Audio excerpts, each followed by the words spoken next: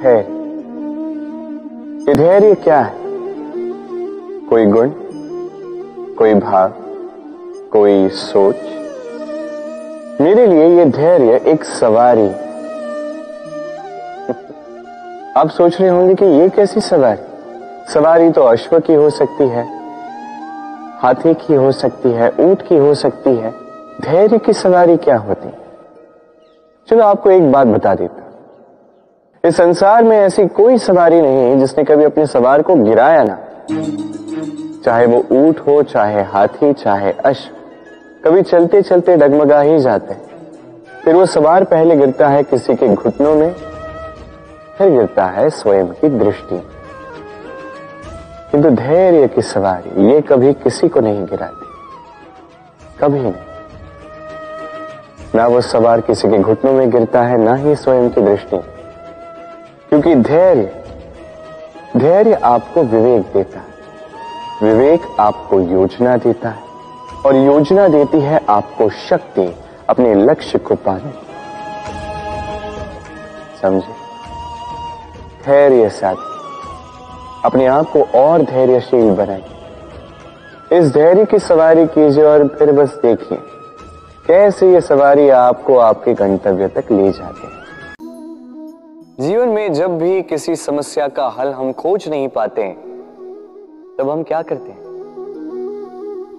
हम जाते हैं ईश्वर के पास, सहायता की प्रार्थना करते हैं, मार्ग पूछते हैं, है ना?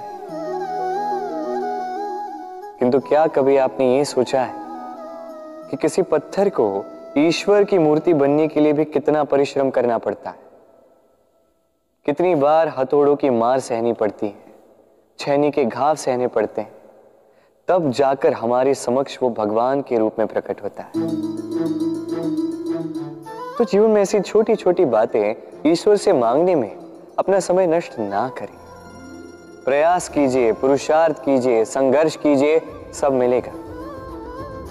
बस एक महत्वपूर्ण बात स्मरण रखिएगा, बिना परिश्रम के कोई भी महान नहीं बनता,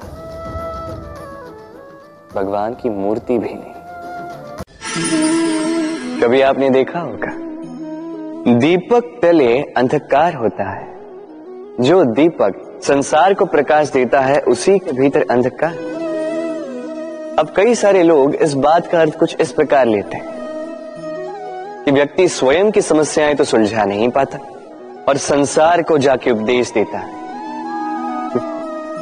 किंतु इसे देखने का एक और दृष्टिकोण भी है, और वो ये कि स्वयं जलकर इस संसार को प्रकाश केवल वही दे सकता है जिसका आधार शीतलता हो। इस संसार का मार्गदर्शन केवल वही कर सकता है, इस संसार को दिशा केवल वही दिखा सकता है जिसके भीतर संतोष और धैर्य की शीत हो। अब देखिए, ये अत्यंत महत्वपूर्ण बात है।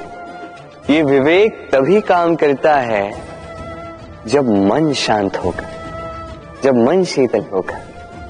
इसलिए यदि आप इस जीवन में कुछ बड़ा कार्य करना चाहते हैं, तो सर्वप्रथम अपने इस मन को, इस हृदय को, इस विवेक को, इस आधार को, इस तल को शीतल रखना सीखिए। धैर्य रखिए। संसार में ऐसा कुछ भी नहीं जो आप ना कर पाओ। कौन सा भाव है जो सदैव कड़वा लगता है, किंतु अंत में यही सबसे अधिक मीठी उपलब्धि भी देता है, सबसे अधिक मीठी अनुभूति भी देता है? उत्तर मिला? नहीं? आपको एक उदाहरण देता हूं। जब सीता माता का हरण हुआ था, तब श्री राम ने प्रतीक्षा की थी 4 माह तक। वो खोजना चाहते थे, किंतु उन्होंने अपनी खोज को रोक दिया। कल्पना कीजिए कि कितनी पीड़ा उन्हें हुई होगी। वो बस प्रतीक्षा कर रहे थे। वर्षा की ऋतु थी, कई दिनों तक सूर्य का प्रकाश ही नहीं दिखा था। वो जानते थे कि ऐसे समय में वानरों के लिए वनों में मार्ग खोजना अत्यंत कठिन हो जाता है, सागर पार करना अत्यंत कठिन हो जाता है। हो सकता है कि वो मार्ग में कहीं भटक सकते थे। उन्होंने प्रतीक्षा की, और इस प्रतीक्षा का फल उन्हें क्या मिला? सागर में सेतु का निर्माण और सीता माता का सम्मान के साथ पुनः लौटाना। यदि श्री राम ये प्रतीक्षा ना करते तो कदाचित ये सब कभी संभव हो ही नहीं पाता।